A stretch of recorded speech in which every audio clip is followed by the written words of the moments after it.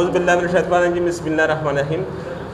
Today my topic is the speed time graph. I have discussed the speed time graph. What is the speed time graph? The graph plotted between the speed and time is called speed time graph. जब speed और time के दरमियान graph खींचेंगे इसको हम कहते हैं speed time graph. The speed is plotted along the y-axis. Speed को आपने प्लॉट किया, आपने खींचा along the y-axis, and time is plotted along the x-axis.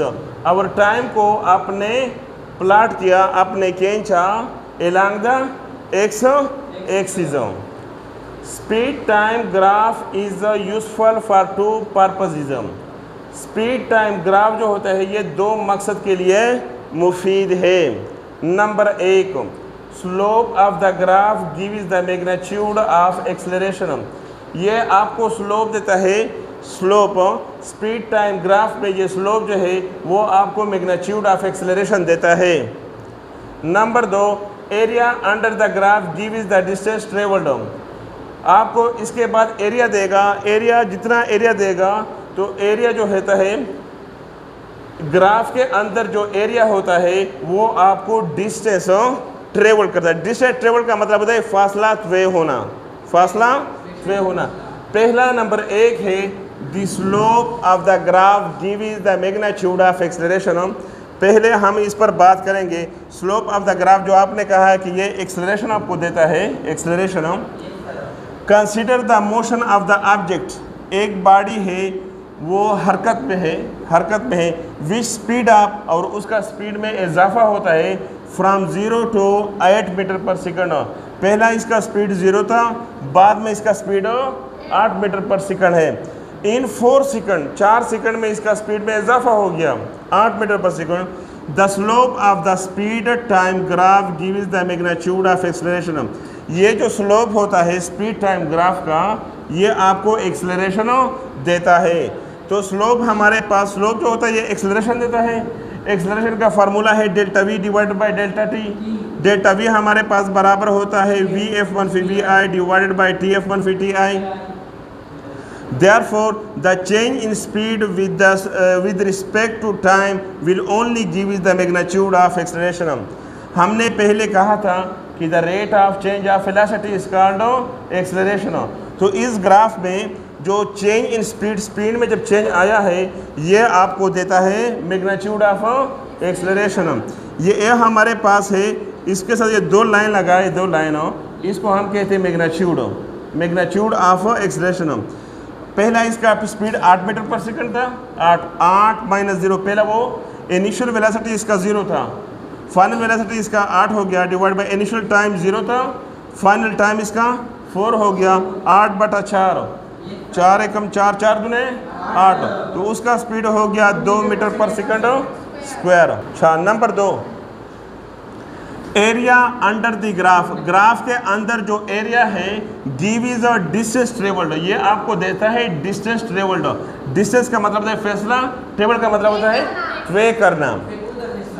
हमारे पास फार्मूला है वी नो दैट. स्पीड का फार्मूला है कि delta S divided by delta T. तो the above equation can be written as a, ऊपर वाला इक्वेशन हम इस तरह भी लिख सकते हैं. आप देखो ना, v इज इक्वल टू हमारे पास v बराबर है delta S divided by delta T. तो इधर भी हम ज़रब करेंगे, इधर भी डेल्टा टी से ज़रब करेंगे, इधर भी डेल्टा टी से ज़रब करेंगे. तो यह और यह कैंसिल. डेल्टा एस हमारे पास बराबर हो गया v क्रॉस डेल्टा टी. तो ऊपर इक्वेशन हमने इस तरह लिखा, ये वाला डेल्टा एस हमारे पास बराबर होता है वी क्रॉस डेल्टा टी. तो हमने डेल्टा एस को इधर किया, इधर लगा लिया. डेल्टा एस हमारा वी क्रॉस डेल्टा टी ये इस तरह आता है. दिस क्वांटिटी, ये क्वांटिटी जो होता है in speed time graph, in speed time is represented as area under the curve. ये इक्वेशन, ये क्वांटिटी, ये जो आपको देता है स्पीड टाइम, ये आपको स्पीड टाइम देता है, इज रिप्रेजेंटेड जाहिर होता है as area under the curve. Area का मतलब है इलाका. अंडर द कर्व के अंदर जो इलाका होता है ये इसको रिप्रेजेंट करता है. एग्जाम्पल है हमारे पास,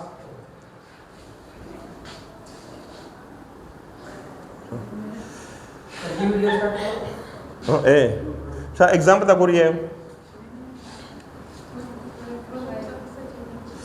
example, if you want to calculate the area of rectangular shaded, अगर हम रेक्टेंगुलर शेडिड का एरिया अगर हम कैलकुलेट करते हैं, इस तरह हमारे पास ये एक ग्राफ हमने खींचा और हमने इस तरह एक लाइन खींचा, इसको हम रेक्टेंगल कहते हैं, rectangular shaded area. Shaded area का मतलब होता है कि इसके साथ ये वाला हिस्सा थोड़ा सा शेड करे, इसको हम शेडिड कहते हैं, शेडिड रीजन।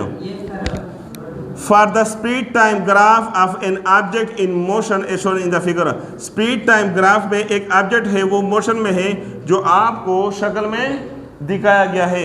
अब हम आपको मैथमेटिकली हम इसको हल करवाएंगे। मैथमेटिकली जो रेक्टेंगल है, रेक्टेंगल का जो फार्मूला है, फार्मूला लेंथ ज़रब विड्थ। ये हमारे पास टाइम जो है, टाइम ये लेंथ है और जो स्पीड है ये विड्थ है। लेंथ ज़रब विड्थ, टाइम जो होता है ये लेंथ को जाहिर करता है और विड्थ जो होता है वो किसको जाहिर करता है? स्पीड को जाहिर करता है। तो लेंथ ज़रब विड्थ ये हमारे पास आ गया।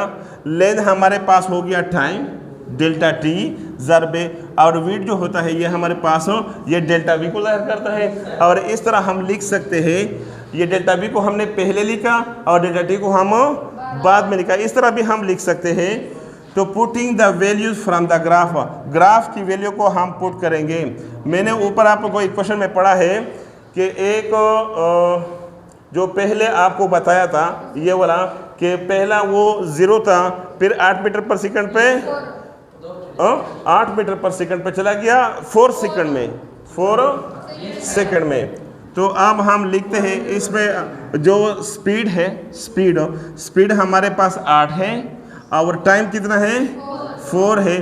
तो हमने -0 का मतलब होता है कि पहला इसका स्पीड किया था 0 था और आखिर में इसका टाइम क्या था ना, आखिर में टाइम 4 था, पहला टाइम क्या था 0 था। तो 8 ज़रब 4 हम लिखा, 8 ज़रब 4 से आता है 32 मीटर।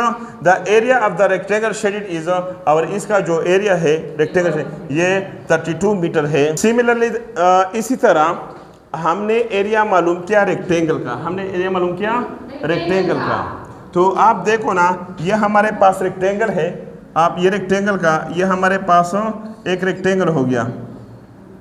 अगर रेक्टेंगल को हम इस तरह दरमियान में हम इस एक लाइन लगाएंगे दरमियान में, तो इस लाइन को ये वाला लाइन ये हिस्सा जो बन गया ये वाला ये हिस्सा, मैं आपको थोड़ा सा लगाऊंगा, ये हिस्सा शेडिड किया, इसको हम कहते हैं ट्राई एंगल। मिसाल के तौर पर इसको हमने हाफ किया, हाफ करने के बाद ये एक ट्रायंगल बन गया। Similarly if we want to calculate the area of triangle, अगर हम इस एरिया ऑफ ट्रायंगल मालूम करते हैं, shaded area, shaded region for the speed time graph, speed time graph के लिए of an object in motion, अगर एक बॉडी मोशन में है as shown in the figure, हमने इसको थोड़ा सा आधा किया, हाफ किया। तो हाफ के लिए हम 1/2 लिखते हैं लेंथ ज़रब विड्थ। हाफ के लिए पहला आप लेंथ ज़रब विड्थ लिखते थे, अभी हम हाफ लिखते हैं 1/2। क्यों लिखते? क्योंकि इसे हमने एक हाफ किया, ट्रायंगल लगाया, तो 1/2 एरिया हमारे पास बराबर है 1/2 लेंथ हमारे पास टाइम को जाहिर करता है, तो इधर टाइम लगा लिया, और जो विड्थ होता है ये स्पीड को जाहिर करता है डेल्टा वी। तो डेल्टा वी हम पहले लिखते हैं और डेल्टा टी हम बाद में लिखते हैं। तो 1/2 हमने खुद लिखा, उसी तरह बिल्कुल हमने जो पहले किया था 8 - 0 ज़रब 4 - 0, तो 1/2 हमने खुद लिखा, 8 ज़रब 4, 2 एकम 2, 4 दूने 8, 4 4 16 मीटर जो है एरिया, ये किसका एरिया है? ये area, the area of triangle shaded is, ये कितना एरिया हो गया? The area of triangle shaded